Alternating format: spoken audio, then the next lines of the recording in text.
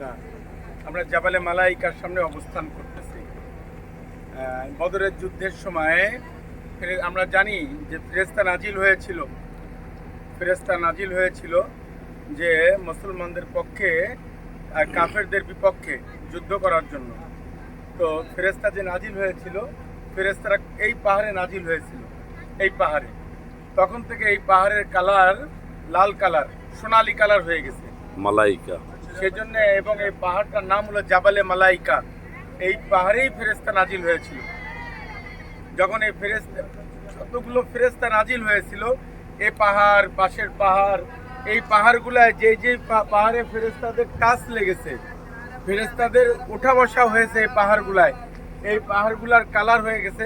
মূলত এই পাহাড়টাতেই নাজিল হয়েছিল ফেরেশতা, যে কারণে এই পাহাড়টার পুরোটাই সোনালী কালার। এবং এখান থেকে ফেরেশতারা যে কাফেরদের বিপক্ষে মুসলমানদের পক্ষে যুদ্ধ করে, মুসলমান সাহাবীদের পক্ষে, আল্লাহ রাসূল সাল্লাল্লাহু আলাইহি ওয়াসাল্লাম সারা রাত আমরা জানি আল্লাহ তাআলার কাছে সাহায্য চেয়েছিলেন।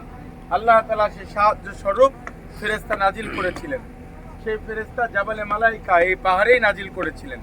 আসলে পাহাড়টাকে এখান থেকে দেখা যাচ্ছে ছোট, পাহাড়টা এত ছোট না। আমরা যখন মসজিদে আরিশে যাব, তখন মসজিদে আরিশ থেকে যখন পাহাড়টাকে দেখব, পাহাড়টাকে অনেক বড় মনে হবে। আসসালামু আলাইকুম ওয়া রাহমাতুল্লাহ।